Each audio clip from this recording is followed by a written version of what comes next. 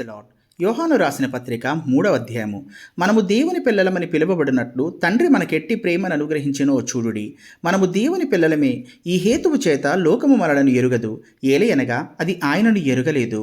ప్రియులారా, ఇప్పుడు మనము దేవుని పిల్లలమై ఉన్నాము. మనమిక ఏమవుదుమో అది ఇంకా ప్రత్యక్షపరచబడలేదు గాని ఆయన ప్రత్యక్షమైనప్పుడు ఆయన ఉన్నట్లుగానే ఆయనను చూతుము గనుక ఆయనను పోలియుందుమని ఎరుగుదుము.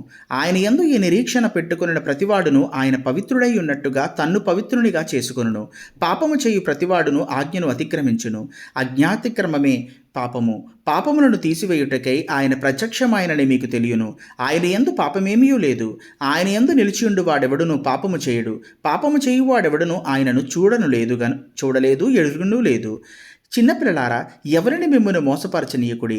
ఆయన నీతిమంతుడై ఉన్నట్టు నీతిని జరిగించు ప్రతివాడును నీతిమంతుడు. అపవాది మొదట నుండి పాపము చేయుచున్నాడు గనుక పాపము చేయువాడు అపవాది సంబంధి. అపవాది యొక్క క్రియలను లయపరచుటకే దేవుని కుమారుడు ప్రత్యక్షమాయెను.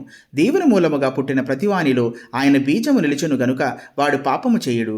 వాడు దేవుని మూలముగా పుట్టినవాడు గనుక పాపము చేయజాలడు. దీనిని బట్టి దేవుని పిల్లలెవరో అపవాది పిల్లలెవరో తేటపడును. నీతిని జరిగించని ప్రతివాడును తన సహోదరుని ప్రేమింపని ప్రతివాడును దేవుని సంబంధులు కారు. మనం ఒకరినొకడు ప్రేమింపవలనది మొదట నుండి మీరు వినిన వర్తమానమే గదా. మనము కయ్యను వంటి వారమై ఉండరాదు. వాడు దుష్టుని సంబంధి అయి తన సహోదరుని చంపెను. వాడతనిని ఎందుకు చంపెను?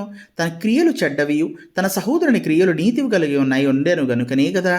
సహోదరులారా, లోకము మిమ్మల్ని ద్వేషించిన ఎడల ఆశ్చర్యపడకుడి. మనము సహోదరులను ప్రేమించుచున్నాము గనుక మరణములో నుండి జీవములోనికి దాటి ఉన్నామని ఎరుగుదుము.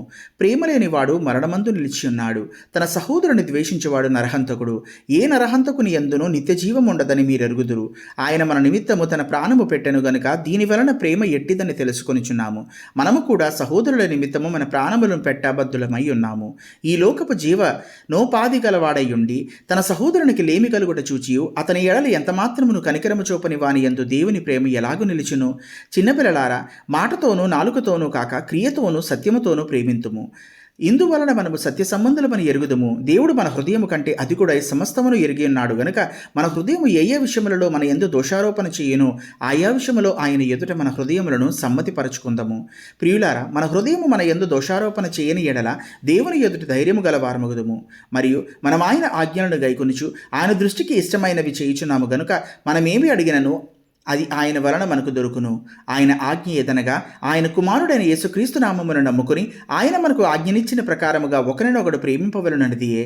ఆయన ఆజ్ఞలను గైకొనువాడు ఆయన యందు నిలిచియుండును, ఆయన వాని యందు నిలిచియుండును. ఆయన మన యందు నిలిచి ఉన్నాడని ఆయన మనకు అనుగ్రహించిన ఆత్మ మూలముగా తెలుసుకొనిచున్నాము. Thank you.